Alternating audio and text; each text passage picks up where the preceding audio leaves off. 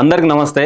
ఆంధ్రప్రదేశ్ ఉప ముఖ్యమంత్రిగా ఉన్నటువంటి పవన్ కళ్యాణ్ గారు మాట్లాడుతూ నరేంద్ర మోడీని జంతర్ మంతర్ ఉద్యమం సందర్భంగా విద్యార్థులు యువత అనరాని మాటలు అన్నందుకు నా కన్నీళ్ళు వచ్చాయని చెప్పేసి మాట్లాడాడు. ఇది ఎంత ఆశ్చర్యకరంగా ఉందంటే, ఒక డిప్యూటీ సీఎంగా ఆంధ్ర రాష్ట్రానికి ఉన్నటువంటి నాయకుడిగా అనాల్సిన మాటేనా ఇది?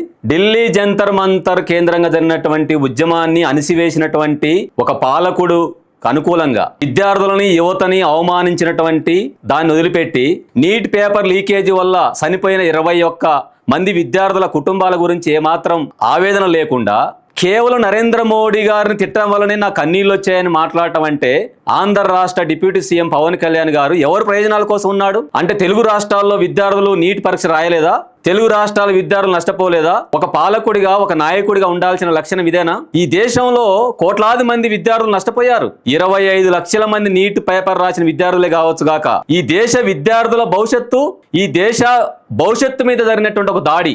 దీని మీద అనేక మంది సినీ నటులు మాట్లాడారు. ప్రకాష్ రాజ్ గాని అనేక మంది, మన తెలుగు రాష్ట్రాల్లో ఉన్నటువంటి ఒకరిద్దరు సినీ ప్రముఖులు కూడా దీని మీద మాట్లాడినారు. కానీ మన పక్క రాష్ట్రం అయినటువంటి తమిళనాడు రాష్ట్ర సీఎం కూడా ఒక సినిమా నటుడే కదా.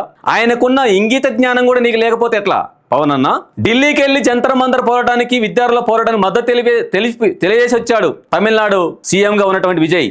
ఆయన ఒక సినిమా నటుడే కదా, నీకంటే వెనక రాజకీయాల్లోకి వచ్చాడు కదా. ఆయనకున్న పరిణితి, రాజకీయ పరిణితి కూడా నీకు లేకపోతే ఎట్లా? విద్యార్థులకు జరిగిన అవమానాలు నీకు కనిపించవు, చనిపోయిన 21 మంది విద్యార్థుల జీవితాలు నీకు కనిపించవు, నష్టపోయిన 25 లక్షల మంది నీటి విద్యార్థుల యొక్క జీవితాలు నీకు కనిపించవు. దాంట్లో ఈ దేశ విద్యార్థుల భవిష్యత్తు నీకు ఎక్కడ కనిపించట్లే. వాళ్ళ కుటుంబాల ఆవేదన, తల్లిదండ్రుల ఆవేదన ఎక్కడ కూడా నీకు కనిపించట్లే. సిగ్గు లేకుండా, ఏమాత్రం ఇంగిత జ్ఞానం లేకుండా, ఏమాత్రం రాజకీయ పరిజ్ఞానం లేకుండా నువ్వు ఎవరి ప్రయోజనాల కోసం మాట్లాడుతున్నావు? తెలుగు రాష్ట్రాల విద్యార్థుల యొక్క ప్రయోజనాలు నీకు పట్టవా? తెలుగు రాష్ట్రాల విద్యార్థుల యొక్క జీవితం నీకు పట్టదా? వాళ్ళు నష్టపోతే నీకు కన్నీళ్ళు రావా? వాళ్ళు చనిపోతే నీకు కన్నీళ్ళు రావా? నీకు వాళ్ళ ఓట్లు కావాలనా? వాళ్ళ సీట్లు కావాలా? నీకు విద్యార్థుల యువత నీ సినిమాలకు ప్రమోషన్ చేయాలా? నీకు అభిమానులుగా వాళ్ళు ఉండాలనా? వాళ్ళకి జరిగితే నష్టం కాదా? వాళ్ళకి జరిగింది అన్యాయం కాదా? ఏం పవన్ అన్నా, ఏం నేర్చుకుంటున్నావు రాజకీయాలు నువ్వు? ఏ మాత్రం ఇంగిత జ్ఞానం ఉన్నా, రాజకీయ పరిజ్ఞానం ఉన్నా, రాజకీయాల పట్ల అవగాహన ఉన్నవాడైనా ఎలాంటి సందర్భంలో ఎలాంటి మాటలు మాట్లాడాలో కనీసం తెలుసుకొని మాట్లాడండి. మీ భజన రాజకీయాల కోసం మా విద్యార్థుల భవిష్యత్తు నాశనం చేస్తారా? నరేంద్ర మోడీ గారిని, ఈ దేశ ప్రధానమంత్రిని మీరు అనరాని మాటలు అన్నారు కదా ఆనాడు. మీరు మాట్లాడింది వాస్తవం కదా. మీరు చంద్రబాబు నాయుడు కలిసి ఈ దేశంలో ఏ నాయకుడు మాట్లాడని విధంగా మీరు మాట్లాడారు, నరేంద్ర మోడీని అవమానించారు. ఆ రోజు ఎటుపోయినాయి కన్నీళ్ళు? మీ అవకాశవాద రాజకీయాల కోసం, మీ స్వార్థ రాజకీయాల కోసం, మీ పదవుల కోసం, మీ అవసరాల కోసం ఇవాళ నరేంద్ర మోడీని ఎవరు తిట్టినట్టుగా ఎవరు తిట్టారు? విద్యార్థుల కడుపు కోత, గుండె కోత అది.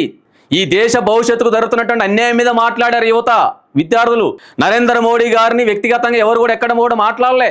కానీ అవన్నీ మాట్లాడటం మానేసి విద్యార్థులకు, యువతకు జరిగినటువంటి అన్యాయం గురించి మాట్లాడాల్సిన మీరు ఆనాడు మీరు ఎక్కడ పోయారు? ఎక్కడ పండుకున్నారు?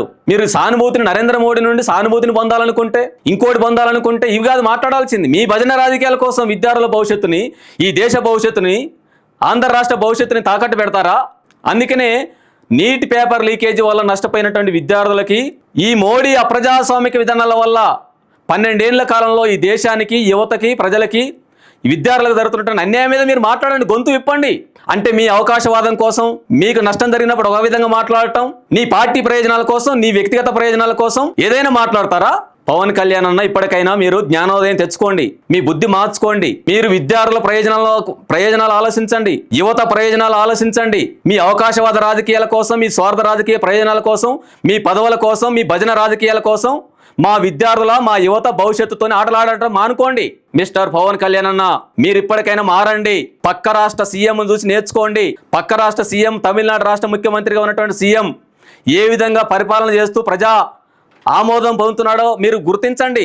సినిమా నటులుగా ఉన్నటువంటి వాళ్ళు ఈ దేశ పౌరులకి, విద్యార్థులకి, యువతకు జరుగుతున్నటువంటి అన్యాయం మీద ఏ విధంగా మాట్లాడారో వాళ్ళని చూసి మీరు బుద్ధి తెచ్చుకోండి. అందుకనే ఇలాంటి మాటలు మాట్లాడితే మిమ్మల్ని ఎవరు క్షమించరు. నరేంద్ర మోడీని మాట్లాడితే మీకు కన్నీళ్ళు వస్తాయా? విద్యార్థులు చనిపోతే మీకు కన్నీళ్ళు రావా? విద్యార్థుల మీద ఇప్పటికీ ఏకే పార్టీ సేవలను పెట్టి నిర్బంధిస్తే జైళ్ళల్లో పెట్టి, ఢిల్లీ జంతర్ మంతర్లో ఏ విధంగా లాఠీ చార్జీలు చేశారు, అమ్మాయిలను ఏ విధంగా అవమానించారు, ఏ విధంగా తలలు పగలగొట్టారు, ఏ విధంగా రక్తాలు గారినాయి, ఎన్ని వేల మంది అక్కడ చిత్రహింసలు పాలయ్యారు, ఎంతమంది మీద నిర్బంధం పెట్టారు. ఆ నిర్బంధం మీద ఏనాడైనా మీ మనసు కరిగిందా? ఒకనాడైనా ఒక ప్రకటన చేశారా? ఒక మాట మాట్లాడారా? మీరు ఒక రాష్ట్ర ఉప ముఖ్యమంత్రిగా ఉండి మీరు అది మా విద్యార్థుల భవిష్యత్తు జరుగుతున్నటువంటి అన్యాయం అని ఎందుకు మాట్లాడలే? బీజేపీ నిరంకుశ విధానాలు మీరు ఎందుకని ప్రశ్నించట్లేరు? ఇప్పటికైనా తెలుగు రాష్ట్రాలకు జరుగుతున్న అన్యాయం మీద ఎప్పుడైనా మీరు మాట్లాడిరా? ఇవి మాట్లాడండి. ప్రజలకి, విద్యార్థులకు, యువతకు జరుగుతున్న అన్యాయం గురించి మీరు మాట్లాడండి.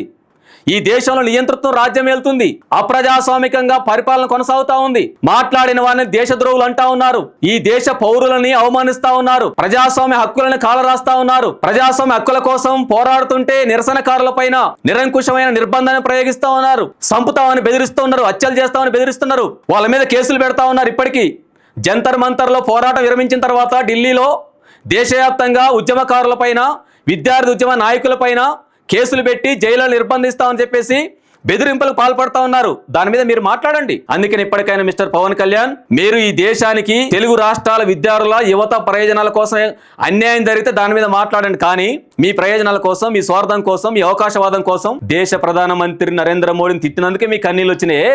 ఈ దేశంలో విద్యార్థులకు, యువతకు జరుగుతున్న అన్యాయం మీద మీ కన్నీళ్ళు రావా? మీకు మనసు లేదా? అందుకని విద్యార్థులారా, యువత, మీరు ఆలోచించండి.